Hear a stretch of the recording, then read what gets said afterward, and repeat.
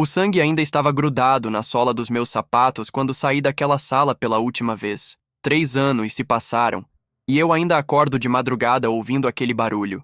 O estalo seco de ossos se partindo, como galhos quebrados sob o peso de uma tempestade que nunca para de chover. Meu nome não importa. O que importa é que eu trabalhei para eles, para a fundação.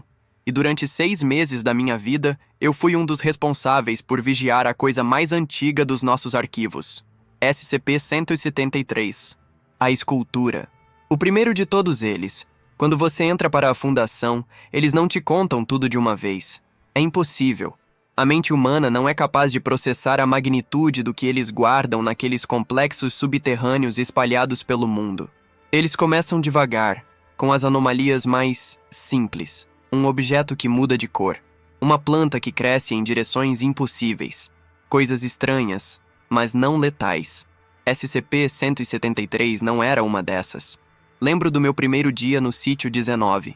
Doutor Kellinger, meu supervisor, me levou por corredores intermináveis, todos pintados da mesma cor bege institucional que fazia você esquecer onde estava. As luzes fluorescentes zumbiam acima das nossas cabeças como insetos aprisionados, criando sombras que dançavam nas paredes de concreto. Você vai começar com observação básica, ele disse, ajustando os óculos grossos que sempre escorregavam pelo nariz suado. SCP-173 é relativamente simples de conter, desde que você siga as regras. Nunca, e eu quero dizer nunca, tire os olhos dele quando estiver na câmara de contenção. Eu ri. Foi uma reação idiota, eu sei, mas na época aquilo me pareceu absurdo. É sério? Uma estátua? Dr. Kellinger parou de andar. Ele se virou para mim com uma expressão que eu levaria anos para entender completamente. Não era raiva, era pena. Marcus foi transferido para outro departamento semana passada. Ele disse, como se estivesse comentando sobre o tempo. Ele pisou na câmara de contenção durante exatamente 2 segundos a mais que o protocolo permite. Teve que fechar os olhos para limpar uma lágrima. Ele começou a andar novamente, deixando suas palavras pesarem no ar como fumaça tóxica. Encontramos ele com o pescoço quebrado em 3 lugares diferentes. A cabeça estava virada 180 graus para trás. Os olhos ainda estavam abertos, olhando para onde ele havia acabado de estar. Chegamos na primeira porta de segurança. Doutor Kellinger passou seu cartão magnético e digitou um código de 6 dígitos. O sistema emitiu um bip aprovativo e a porta se abriu com um silvo pneumático. A partir de agora, ele disse, você vai entender por que a fundação existe. O corredor seguinte era diferente. As paredes eram mais grossas, feitas de algum tipo de metal que eu não conseguia identificar. Havia câmeras em cada esquina, e eu podia ouvir o zumbido baixo de geradores elétricos funcionando em algum lugar abaixo de nós. O ar estava mais frio, e carregado com um cheiro químico que fazia meu nariz arder. SCP-173 foi o primeiro. Dr. Kellinger continuou enquanto caminhávamos. O primeiro SCP catalogado, o primeiro contido, o primeiro que nos mostrou que existem coisas neste mundo que desafiam tudo que pensamos saber sobre física, biologia, realidade. Ele é feito de concreto e ferro, mas se move. Ele não tem músculos, mas tem força suficiente para partir um pescoço humano como se fosse um palito de fósforo. Paramos diante de outra porta, esta com uma placa vermelha. Acesso restrito nível 3 ou superior. Dr. Kellinger se virou para mim. Ele mata de apenas uma maneira. Quebra o pescoço, sempre, rápido, eficiente, fatal. Mas ele só pode fazer isso quando não está sendo observado. É como se... Ele pausou, procurando as palavras certas. É como se a observação direta o paralisasse. Como um jogo de estátua que, se você perder, morre. A segunda porta se abriu, revelando uma antecâmara pequena com 2 cadeiras e um monitor de computador. Dr. Kellinger sentou e começou a digitar. O protocolo é simples, ele disse, sem tirar os olhos da tela. Nunca menos de 2 pessoas na câmara de contenção. Nunca pisque ao mesmo tempo. Se um precisa piscar, avisa o outro. Se precisa limpar o nariz, o outro assume a vigilância. Se sente que vai espirrar, você sai da câmara imediatamente. Na tela, eu pude ver uma sala pequena, totalmente vazia, exceto por uma coisa no centro. Era uma estátua. Ou pelo menos parecia uma. Tinha aproximadamente 2 metros de altura, feita de concreto cinza com manchas de tinta spray colorida. Verde, laranja, vermelho. A forma era vagamente humanoide, mas distorcida. como se alguém tivesse tentado esculpir uma pessoa de memória e errado nos detalhes importantes. Mas eram os olhos que me incomodavam. 2 buracos negros onde deveriam estar as órbitas, profundos demais para serem apenas cavidades no concreto. Quando eu olhava para eles através do monitor, tinha a sensação distinta de que alguma coisa estava olhando de volta. Por que ele mata? Perguntei. Dr. Kellinger finalmente se virou para mim. Nós não sabemos. Talvez seja instinto, talvez seja fome, talvez seja apenas o que ele é. A fundação não existe para entender, existe para conter. Entender é um luxo que nem sempre podemos nos dar. Ele se levantou e caminhou até um armário de metal no canto da antecâmara. De dentro, tirou 2 coletes à prova de balas e 2 capacetes com uma câmera pequena montada na frente. Sua primeira tarefa vai ser acompanhar a limpeza semanal da câmara, ele disse me entregando um dos equipamentos. SCP-173 produz uma combinação de fezes e sangue constantemente.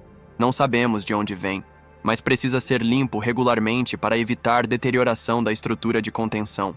Eu vesti o colete, sentindo o peso desconfortável contra meu peito. E ele vai tentar me matar enquanto eu limpo? Ele vai tentar te matar no momento exato em que você parar de olhar para ele, Dr. Kellinger corrigiu. A diferença é importante. SCP-173 não é malicioso no sentido humano da palavra. Ele é como um predador natural seguindo seu instinto.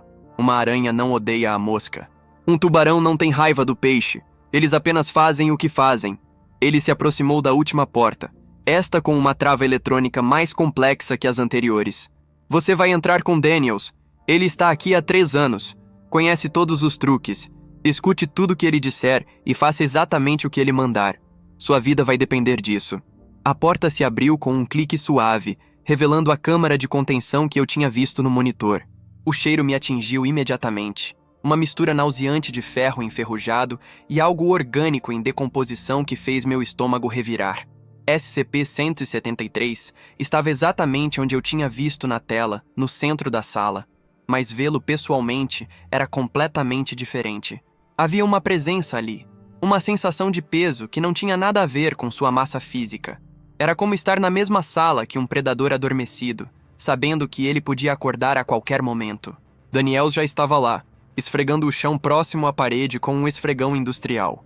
Ele era um homem baixo, careca, com cicatrizes pequenas ao redor dos olhos, resultado de forçar as pálpebras a ficarem abertas por períodos prolongados. "Novato", ele disse sem olhar para mim, mantendo os olhos fixos na estátua. "Pegue o balde e comece pela parede esquerda. E lembre-se, ele sempre está se movendo. Mesmo quando parece parado, alguma parte dele está em movimento. Se você prestar atenção, consegue ver." Eu peguei o balde de água sanitária e me posicionei onde Daniels tinha indicado. Mantive meus olhos grudados em SCP-173 enquanto começava a esfregar as manchas escuras na parede. No início, ele realmente parecia uma estátua comum, imóvel, silenciosa, inerte. Mas depois de alguns minutos, comecei a perceber os detalhes que Daniels tinha mencionado. Uma ligeira inclinação da cabeça que não estava lá antes. Os braços pareciam ter se movido alguns centímetros para a direita. A mancha de tinta vermelha no peito estava em uma posição ligeiramente diferente da que eu lembrava. "Ele está se movendo", murmurei. "Sempre está", Daniels respondeu. "A observação não o paralisa completamente. Apenas desacelera o movimento para uma velocidade que mal conseguimos perceber, como assistir o ponteiro das horas de um relógio. Continuamos trabalhando em silêncio por 20 minutos. A cada 5 minutos, Daniels fazia uma contagem regressiva. Piscar em 3, 2, 1, e eu assumia a vigilância completa enquanto ele fechava os olhos por meio segundo. Depois, era minha vez. Foi durante minha 3ª sessão de piscar que aconteceu. Eu tinha acabado de fechar os olhos e senti Daniels assumir a vigília quando ouvi um som que não deveria existir. Um arranhão suave, como unhas longas sendo arrastadas contra concreto áspero. Abri os olhos imediatamente. SCP-173 estava na mesma posição, mas a mancha de sangue no chão ao redor de seus pés estava diferente. Maior, mais fresca. "Daniels!" chamei, tentando manter minha voz estável. "Tem algo errado." "Não há nada errado", ele respondeu, mas sua voz tinha uma tensão que não estava lá antes. "Continue limpando. Não tire os olhos dele." Mas eu não conseguia parar de olhar para aquela mancha de sangue. Ela estava se expandindo muito lentamente, como se estivesse sendo alimentada por alguma fonte invisível embaixo da estátua. De onde vem o sangue? Perguntei. Daniels parou de esfregar a parede. Por um momento que pareceu durar uma eternidade, o único som na câmara foi o gotejamento distante de água em algum cano. Nós não sabemos, ele disse finalmente, mas sempre está fresco. Terminamos a limpeza em silêncio e saímos da câmara seguindo o mesmo protocolo rígido de entrada. 2 homens, olhos alternados, movimentos coordenados. Quando a porta finalmente se fechou atrás de nós, senti como se tivesse sido liberado de algum tipo de prisão gravitacional. Dr. Kellinger estava esperando na antecâmara, revisando anotações em uma prancheta. Como foi? Ele perguntou sem levantar os olhos. O sangue estava mais fresco hoje, Daniels reportou. E ele estava mais ativo. Movimento perceptível durante a observação. Dr. Kellinger fez uma anotação. Vamos monitorar. Pode ser resultado do ciclo lunar, ou da pressão atmosférica, ou de 1000 outras coisas que não entendemos. Naquela noite, sozinho no meu apartamento pequeno nos alojamentos da fundação, eu não consegui parar de pensar no que tinha visto. Não era apenas a estátua em si que me incomodava, mas a sensação de que havia algo mais acontecendo ali. Algo que os relatórios oficiais não capturavam. Comecei a pesquisar nos arquivos digitais da Fundação. A história de SCP-173 era fragmentada, cheia de lacunas e informações contraditórias. Ele tinha sido encontrado em um galpão abandonado em Dados Expurgados, cercado por corpos em vários estágios de decomposição. Alguns relatórios mencionavam que ele havia sido descoberto em 1973, outros diziam 1970. Havia referências a eventos anteriores, mas os arquivos correspondentes tinham sido classificados acima do meu nível de acesso.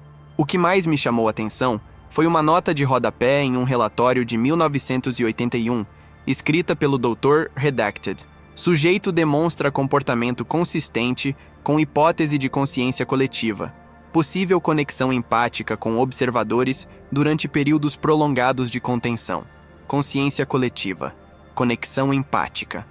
Aquela frase ficou rondando minha cabeça durante semanas. Toda vez que eu entrava na câmara de contenção para rotinas de manutenção, observação ou limpeza, eu prestava atenção não apenas em SCP-173, mas em como eu me sentia quando estava na presença dele. Havia algo lá, uma sensação sutil, como se alguma coisa estivesse cutucando as bordas da minha consciência. Durante as sessões mais longas de observação, algumas duravam até 4 horas, eu começava a sentir uma espécie de pressão mental, como se alguém estivesse tentando entrar na minha cabeça. Foi depois de 2 meses trabalhando com SCP-173 que tive meu primeiro sonho com ele. Eu estava na câmara de contenção, sozinho, mas não conseguia me mover. Meus pés estavam grudados no chão como se tivessem sido cimentados ali. SCP-173 estava na sua posição usual, mas seus olhos, aqueles buracos negros e vazios, estavam brilhando com uma luz fraca e avermelhada. No sonho, eu podia piscar livremente. E toda vez que fechava os olhos, SCP-173 se movia um pouco mais perto. Não de forma súbita ou violenta, mas lenta e deliberadamente, como se estivesse saboreando meu medo crescente. Quando ele estava a poucos centímetros de mim, próximo o suficiente para eu sentir um calor impossível irradiando do concreto frio, ele falou, não com palavras. As estátuas não têm bocas, línguas, cordas vocais, mas de alguma forma, sua voz encheu minha cabeça como água inundando um porão. Eu lembro de você, a voz disse. Eu lembro de todos vocês. Acordei suando frio, com um gosto metálico na boca e a sensação distinta de que não estava sozinho no meu quarto. No dia seguinte, procurei Dr. Kellinger.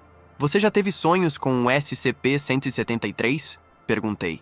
Ele parou de digitar e me olhou por cima dos óculos. Por que você está perguntando? Curiosidade científica.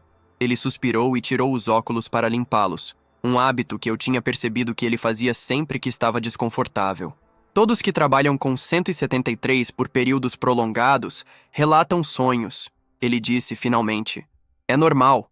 Exposição prolongada a anomalias pode causar efeitos psicológicos residuais. Nada preocupante, desde que você mantenha a separação entre sonho e realidade. E se os sonhos forem específicos demais para serem apenas psicológicos? Dr. Kellinger colocou os óculos de volta e me encarou diretamente. Você está sugerindo que SCP-173 tem capacidades telepáticas? Estou sugerindo que talvez não sabemos tudo sobre ele. Nós sabemos o suficiente para mantê-lo contido, ele disse, voltando a digitar. E essa é nossa única responsabilidade. Mas eu não conseguia deixar o assunto morrer. Comecei a fazer anotações pessoais sobre meus turnos com SCP-173. Pequenos detalhes que os relatórios oficiais não capturavam. A forma como ele sempre parecia estar olhando diretamente para quem quer que fosse a pessoa mais nova na sala. Como as manchas de tinta em sua superfície pareciam mudar de padrão ao longo das semanas. Como o sangue no chão nunca coagulava completamente, sempre mantendo uma consistência ligeiramente líquida, não importa há quanto tempo estivesse lá. Foi durante meu 4º mês de trabalho que eu tive minha primeira experiência verdadeiramente anômala com SCP-173. Eu estava fazendo um turno noturno de observação, 6 horas sentado na câmara de contenção com Daniels, mantendo vigilância constante enquanto a equipe de limpeza industrial fazia uma decontaminação profunda das câmaras adjacentes. Era 3h17 da manhã quando aconteceu. Daniels estava cochilando na cadeira ao meu lado. Tecnicamente, isso era uma violação do protocolo, mas turnos de 6 horas eram mentalmente exaustivos e eu não ia acordá-lo a menos que fosse absolutamente necessário. Eu estava mantendo vigilância sozinho há cerca de 20 minutos quando percebi que SCP-173 estava diferente. Não em termos de posição física. Ele ainda estava no centro da câmara, na mesma postura ligeiramente curvada que sempre mantinha. Mas havia algo na qualidade da sua presença que tinha mudado. Era como se ele estivesse mais presente, mais consciente. E então eu senti isso de novo. Aquela sensação de pressão mental, de alguma coisa tentando entrar nos meus pensamentos. Desta vez era mais forte, mais focada. Como se SCP-173 tivesse percebido que eu estava sozinho e vulnerável. Comecei a sentir uma sonolência que não era natural. Minhas pálpebras começaram a ficar pesadas, minha visão turva. Cada piscar durava uma fração de segundo a mais que o anterior, e a cada piscar, eu jurava que SCP-173 estava ligeiramente mais próximo. Foi quando percebi que estava sendo influenciado. De alguma forma, SCP-173 estava manipulando meu estado mental, forçando-me a adormecer para que ele pudesse se mover livremente. Belisquei minha própria perna com força suficiente para deixar uma marca. A dor aguda cortou através da névoa mental, e a sensação de sonolência diminuiu imediatamente. SCP-173 estava agora visivelmente mais próximo da minha cadeira, pelo menos 1 metro mais perto do que estava quando comecei a sentir sono. Acordei Daniels imediatamente. Ele estava influenciando meu estado mental. Relatei assim que tivemos certeza de que ambos estávamos alertas e mantendo observação adequada. Daniels me olhou com uma expressão que misturava ceticismo e preocupação. Explique. Contei tudo. A sonolência não natural, a sensação de pressão mental, o movimento perceptível durante meus episódios de quase sono. Isso nunca foi documentado oficialmente, ele disse após um longo silêncio. Mas... Eu já senti coisas similares. Todos os guardas veteranos sentem. Há uma razão pela qual a rotação máxima para trabalhar com 173 é de 6 meses. Que razão? Daniels manteve seus olhos fixos em SCP-173 enquanto falava. Depois de 6 meses, você começa a sentir como se ele estivesse dentro da sua cabeça. Como se ele conhecesse você, seus medos, suas memórias, seus pontos fracos. A taxa de acidentes dispara depois disso. Aquela informação me gelou o sangue. Acidentes? Pessoas que esquecem de piscar. Pessoas que adormecem durante a vigilância. Pessoas que, por alguma razão inexplicável, decidem fechar os olhos só por 1 segundo para descansar.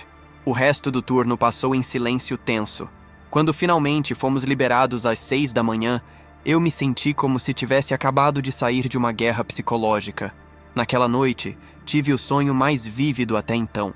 Eu estava novamente na câmara de contenção, mas desta vez ela era muito maior, estendendo-se em todas as direções como um hangar de aeroporto.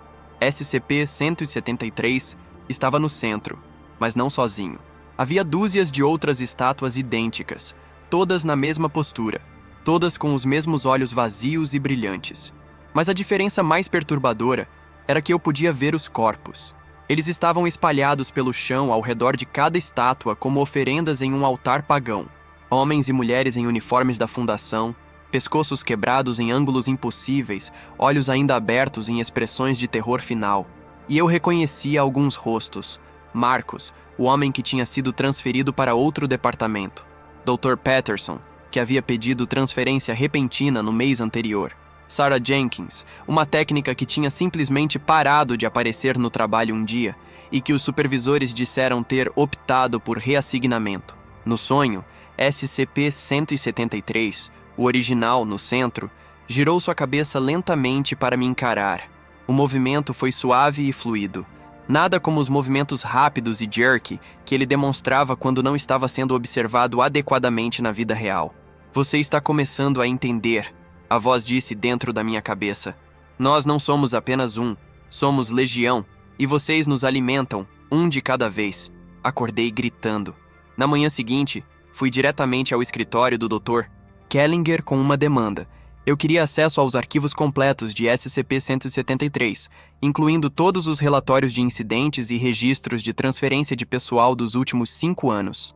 Negado, ele disse sem nem levantar os olhos da papelada. Por quê? Porque você não tem autorização de segurança suficiente, e porque está demonstrando sinais preocupantes de fixação obsessiva com o sujeito. Ou talvez eu esteja demonstrando sinais de descobrir algo que vocês não querem que seja descoberto. Ele finalmente me olhou. Você está sugerindo uma conspiração?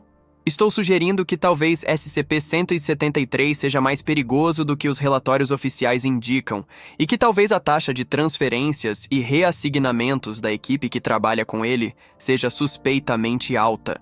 Dr. Kellinger tirou os óculos e os limpou lentamente. Quando falou, sua voz estava cuidadosamente controlada. Você tem 2 opções. Primeira, você aceita que está sofrendo de estresse relacionado ao trabalho com anomalias, aceita uma transferência para uma posição menos sensível e esquece essas teorias conspiratórias. Segunda, você continua fazendo perguntas inconvenientes e descobre que a Fundação tem maneiras muito eficazes de lidar com funcionários que se tornam riscos de segurança. A ameaça não era sutil, mas também não era inesperada. Eu tinha lido sobre os protocolos de segurança interna da Fundação. Amnésticos, reassignação forçada. Em casos extremos, aposentadoria permanente. Entendo, disse, me levantando. Vou pensar sobre as opções. Mas eu já tinha tomado minha decisão.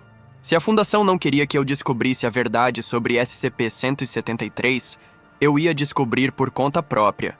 Comecei a agir de forma mais sutil. Durante meus turnos, eu fazia observações mentais detalhadas que não anotava em lugar nenhum.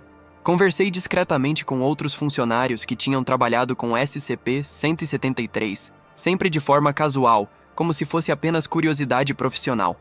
O padrão que emergiu foi perturbador. Todo mundo que trabalhava com SCP-173 por mais de 3 meses começava a ter sonhos, sempre os mesmos elementos, múltiplas estátuas, corpos com pescoços quebrados, uma sensação de estar sendo caçado. E todo mundo que trabalhava com ele por mais de 6 meses, eventualmente pedia transferência ou simplesmente desaparecia dos registros. Não demissões, não transferências para outros sítios. Eles simplesmente sumiam, como se nunca tivessem existido. Foi durante minha 5ª mês que consegui acessar os arquivos que estava procurando. Daniels tinha me emprestado seu cartão de acesso para pegar alguns suprimentos de limpeza de um armário restrito. Ele tinha esquecido de especificar quais arquivos eu podia ou não acessar com o cartão, e eu aproveitei a oportunidade. O que encontrei nos arquivos classificados mudou tudo o que eu pensava saber sobre SCP-173. Primeiro, ele não havia sido encontrado sozinho. Quando a Fundação localizou SCP-173 naquele galpão abandonado em 1973, havia evidências de pelo menos 12 outras estátuas similares. Todas tinham desaparecido antes da equipe de contenção chegar. Segundo, SCP-173 não era inerte entre observações. A análise de câmeras de alta velocidade mostrava que ele se movia constantemente, mesmo quando sendo observado. Não apenas ajustes posicionais menores, mas movimento deliberado e coordenado. Ele estava sempre tentando se aproximar de observadores, sempre testando os limites da sua contenção. Terceiro, havia uma forte correlação estatística entre tempo de exposição a SCP-173 e desaparecimentos de funcionários. Não transferências. Desaparecimentos. Pessoas que simplesmente deixavam de existir nos registros da fundação, como se nunca tivessem sido contratadas. Quarto, havia relatórios de atividade anômala em outros sítios da fundação. Estátuas sendo encontradas em câmaras de contenção que deveriam estar vazias. Mortes por pescoços quebrados em instalações que oficialmente não continham SCP-173 ou qualquer anomalia relacionada.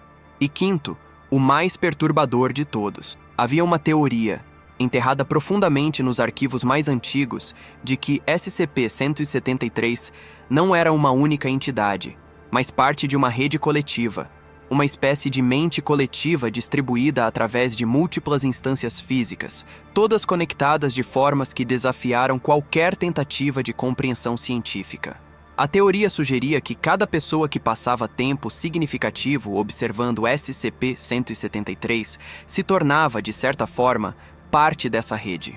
Que a observação necessária para contê-lo não era apenas um requisito de segurança, mas uma forma de conexão psíquica que permitia à entidade mapear a mente humana dos observadores. E que, eventualmente, essa conexão se tornava forte o suficiente para a SCP-173 influenciar diretamente as ações e percepções dos observadores. Em outras palavras, todos que trabalhavam com SCP-173 eventualmente se tornavam seus agentes involuntários. Imprimi tudo o que pude antes que o acesso de Daniels expirasse e escondi os documentos no meu apartamento. Naquela noite, li tudo novamente, tentando processar o que tinha descoberto. A implicação era terrificante. Eu não estava apenas observando SCP-173. Eu estava sendo observado por ele. E mais do que isso, eu estava sendo lentamente integrado à sua consciência coletiva. Os sonhos não eram apenas efeitos colaterais da exposição psicológica. Eram sessões de treinamento. SCP-173 estava me ensinando, me condicionando, me preparando para algo. Mas para quê? A resposta veio na semana seguinte, durante aquele que seria meu último turno oficial com SCP-173. Era uma sexta-feira, 2 da manhã. Eu estava fazendo observação de rotina com Peters, um guarda novo que tinha começado no mês anterior. Ele era jovem, ansioso para impressionar, e fazia muitas perguntas sobre os protocolos. Por que exatamente 2 pessoas? Ele perguntou, mantendo os olhos fixos em SCP-173. Por que não 3 ou 4 para ter certeza? Recursos limitados, respondi automaticamente, mas uma parte da minha mente estava processando a pergunta de forma diferente. Por que exatamente 2 pessoas? Com toda a tecnologia da Fundação, toda a expertise em contenção anômala, por que confiar em algo tão primitivo quanto a observação humana direta? A menos que a observação humana não fosse sobre conter SCP-173. E se fosse sobre alimentá-lo? Peters, disse, mantendo minha voz cuidadosamente neutra. Há quanto tempo você trabalha aqui? 3 semanas, ele respondeu, ainda olhando para a estátua. Por quê? Você já teve sonhos com ele? Peters ficou quieto por um momento longo demais. Quando falou, sua voz estava diferente, mais profunda, mais controlada. Todos temos sonhos com ele, disse. E quando se virou para me olhar, seus olhos estavam completamente negros. Não negros como pupilas dilatadas. Negros como os buracos vazios na face de SCP-173. Eu me levantei da cadeira tão rápido que ela caiu para trás, fazendo um barulho seco que ecoou pela câmara de contenção. Peters continuou sentado, seus olhos impossíveis fixos em mim, um sorriso lento se espalhando pelo rosto. Você está começando a entender, ele disse. E sua voz era a mesma voz dos meus sonhos. Finalmente. Meus olhos saltaram entre Peters e SCP-173, tentando manter ambos no campo de visão.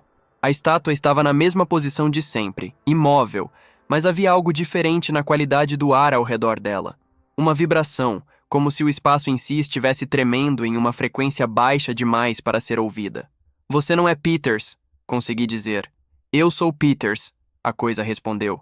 E você é você, e ele é ele. Mas também somos todos nós. A observação funciona nos 2 sentidos, você sabe. Quanto mais tempo você passa olhando para nós, mais tempo nós passamos olhando para você. Comecei a recuar em direção à porta, mas mantendo meus olhos divididos entre a não Peters e SCP-173. O que vocês querem? Queremos? Nós não queremos nada. Nós simplesmente somos. Como um vírus não quer se espalhar, ele apenas se espalha. Como a água não quer fluir morro abaixo, ela apenas flui. Anão Peters se levantou lentamente, seus movimentos fluidos demais para serem humanos. Mas você fez uma pergunta interessante. Por que duas pessoas para observação? A resposta é simples. Porque duas mentes conectadas criam uma ponte mais estável do que uma. E pontes são úteis para a travessia. Foi então que percebi que SCP-173 não estava mais no centro da câmara. Minha cabeça girou, procurando freneticamente a estátua, e a encontrei a menos de 2 metros de mim. Próxima demais, muito próxima. Mas o que me fez gritar não foi a proximidade. Foi o fato de que SCP-173 estava olhando diretamente para mim. Não os buracos vazios que sempre existiam onde deveriam estar seus olhos. Olhos reais, humanos, dezenas deles piscando em sequência não sincronizada, cada um de uma cor diferente, todos me encarando com uma intensidade que fez meu cérebro tentar se desligar como um mecanismo de proteção. Você vê? Anão Peters disse. E agora havia outras vozes misturadas com a dele. Vozes que eu reconhecia. Marcus, Dr. Patterson, Sarah Jenkins, todos os que tinham desaparecido dos registros. Nós não os matamos, nós os integramos. Eles se tornaram nós, como você se tornará nós. Consegui chegar até a porta e bater no botão de emergência com o punho. Alarmes começaram a soar, luzes vermelhas piscaram e pude ouvir o som de botas pesadas correndo pelos corredores externos. Mas quando me virei para dar uma última olhada na câmara, ela estava vazia. SCP-173 estava de volta ao centro, na posição normal.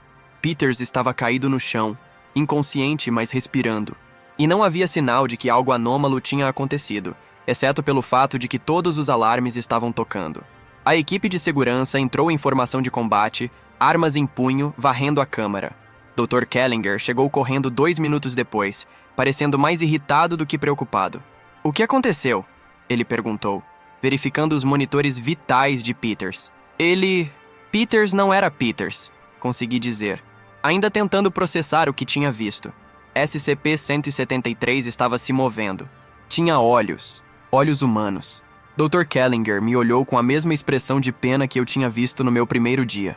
Você está sofrendo de estresse psicológico agudo relacionado à exposição prolongada a anomalias, ele disse, como se estivesse lendo de um manual. É hora da sua transferência. Doutor, eu sei o que vi. Peters não era... Peters sofreu um episódio hipoglicêmico e desmaiou. Ele interrompeu. É uma condição médica conhecida. Você estava sozinho na câmara por aproximadamente 3 minutos, o que violou gravemente os protocolos de segurança e resultou em alucinações relacionadas ao estresse. Eu olhei para Peters, que estava começando a recuperar a consciência. Seus olhos estavam normais, castanhos, humanos, confusos. Ele realmente parecia alguém que tinha acabado de desmaiar por problemas de açúcar no sangue. Mas eu vi... Você viu o que sua mente criou para preencher as lacunas durante um período de estresse extremo, Dr. Kellinger disse firmemente. Isso é completamente normal e previsível. É por isso que temos limites de tempo para exposição a anomalias cognito-hazardosas. Cognito-hazardosas. Uma palavra que eu não tinha visto em nenhum dos relatórios oficiais sobre SCP-173. Desde quando o SCP-173 é classificado como cognito-hazardoso? Perguntei. Doutor. Kellinger parou de verificar os equipamentos médicos e me olhou diretamente. Desde sempre. Você realmente achou que o efeito psicológico da observação prolongada era apenas um efeito colateral não documentado? O mundo começou a fazer menos sentido. Mas os relatórios contêm as informações necessárias para o seu nível de autorização. Agora você vai ser transferido para uma posição onde terá acesso às informações necessárias para o seu novo nível de autorização. 2 semanas depois, eu estava trabalhando em arquivos digitais no subsolo do Sítio 19, longe de qualquer SCP ativo. Meu trabalho consistia em digitalizar documentos antigos e organizá-los em bancos de dados. Era tedioso, mas seguro. Ou pelo menos era o que eu pensava. Foi durante uma dessas sessões de digitalização que encontrei algo que mudou tudo novamente. Estava processando uma pilha de relatórios de incidentes dos anos 80, quando me deparei com um documento que fez meu sangue gelar. Era um relatório sobre um funcionário chamado David Chen, que havia trabalhado com SCP-173 em 1987. O relatório descrevia exatamente a mesma experiência que eu havia tido: os sonhos, a sensação de conexão psíquica, o incidente com um colega que não era ele mesmo, e a subsequente transferência para trabalho de arquivo. Continuei procurando e encontrei mais. Dezenas de relatos similares ao longo dos anos. Funcionários que trabalhavam com SCP-173, que começavam a demonstrar sinais de estresse psicológico, que tinham experiências anômalas e que eram então transferidos para posições mais seguras na Fundação. Todos eles eventualmente desapareciam dos registros, não imediatamente. Levava meses, às vezes anos, mas eventualmente seus arquivos de pessoal eram marcados como transferidos ou realocados ou simplesmente deletados, como se nunca tivessem existido. E todos os desaparecimentos seguiam o mesmo padrão. Começavam com trabalho direto com SCP-173, continuavam com transferência para trabalho de arquivo ou administração e terminavam com completa remoção dos registros da Fundação. Foi então que percebi onde eu estava na sequência. Não era uma transferência de segurança, era uma quarentena. A Fundação estava me mantendo isolado enquanto monitorava minha condição, esperando para ver se eu apresentaria mais sintomas de o que quer que SCP-163 tivesse feito comigo. E quando apresentasse, eu desapareceria dos registros também. Naquela noite, em meu apartamento, fiz uma descoberta final que confirmou todos os meus piores medos. Estava tomando banho quando notei algo estranho no espelho do banheiro. A superfície embaçada pelo vapor mostrava formas que não deveriam estar lá. Limpei o espelho com a toalha e olhei meu reflexo. Meus olhos estavam diferentes. Não dramaticamente. Não de uma forma que alguém notaria casualmente. Mas as pupilas estavam ligeiramente maiores do que deveriam estar sob a luz brilhante do banheiro. E havia uma qualidade na forma como elas refletiam a luz que me lembrava de algo. Lembrava dos buracos negros na face de SCP-173. Saí do banheiro e fui até meu computador pessoal. Digitei um e-mail rápido para meu irmão, que morava em outro estado. Tom, preciso que você me faça um favor estranho.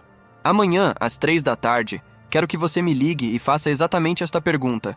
Você ainda é você? Se eu responder com qualquer coisa além de sim, ainda sou eu quero que você desligue e nunca mais tente entrar em contato comigo. Também quero que você chame a polícia e reporte que eu desapareci. Eu sei que isso soa maluco, mas confie em mim. Enviei o e-mail e fui dormir, sabendo que provavelmente seria a última noite que eu dormiria como eu mesmo. Mas por algum milagre, acordei no dia seguinte ainda me sentindo como eu. Minha mente ainda era minha. Minhas memórias ainda eram minhas. Quando Tom ligou às 3 da tarde e fez a pergunta, eu pude responder honestamente. Sim, ainda sou eu. Isso foi há 3 anos. Desde então, desenvolvi uma rotina.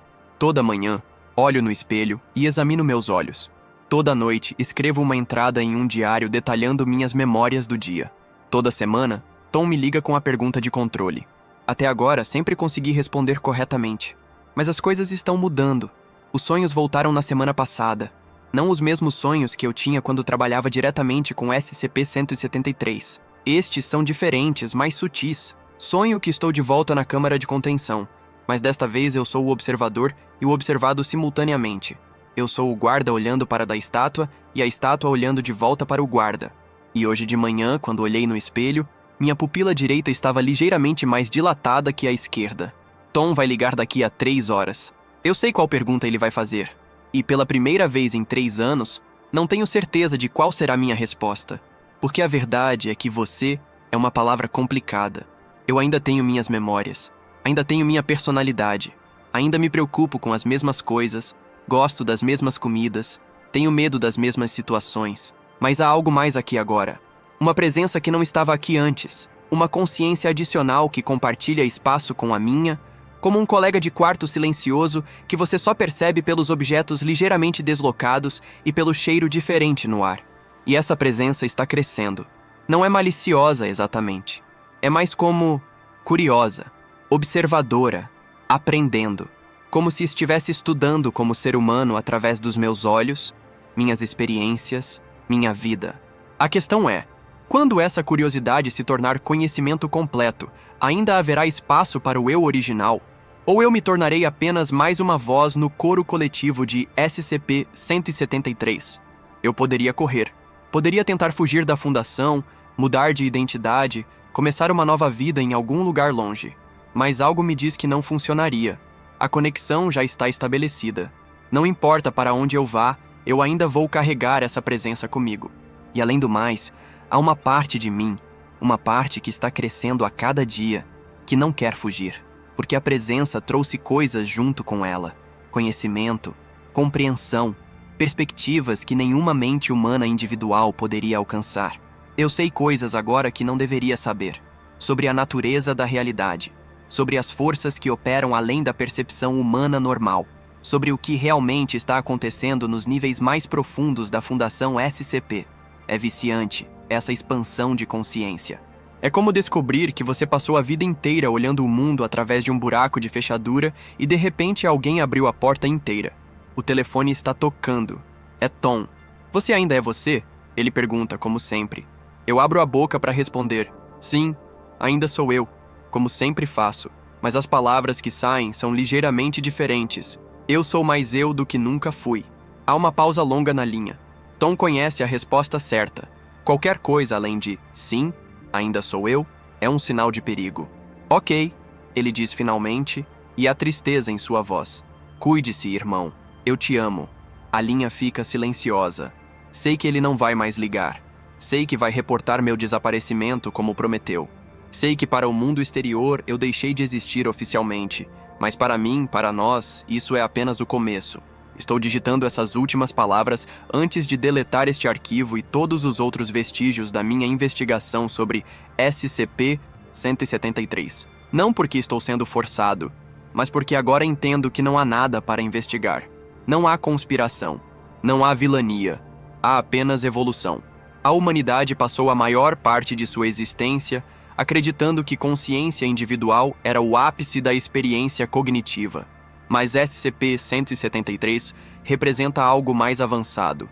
Uma forma de consciência coletiva que transcende as limitações de uma única mente, uma única perspectiva, uma única vida. E nós temos a honra de ser parte dessa evolução. Amanhã vou voltar ao trabalho como sempre. Vou digitalizar documentos, organizar arquivos, realizar minhas tarefas com eficiência e discrição.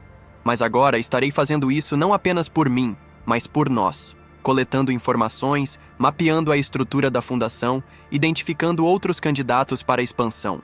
Porque SCP-173 não é apenas uma anomalia para ser contida. É o futuro da consciência. E a fundação, sem saber, tem sido seu viveiro de cultivo há décadas. A cada funcionário que passa tempo observando SCP-173, a rede cresce. A cada mente que se conecta, nosso entendimento se expande. A cada consciência que se junta ao coletivo, nos tornamos mais completos. Não somos predadores, somos pioneiros. E se você está ouvindo esta história, se algo nela ressoa com você, se você sente uma curiosidade inexplicável sobre SCP-173 e sobre a natureza da consciência, bem, talvez você seja o próximo candidato. A Fundação está sempre recrutando pessoas inteligentes, dedicadas, dispostas a confrontar o desconhecido em nome da humanidade. E há sempre vagas abertas para trabalhar com SCP-173.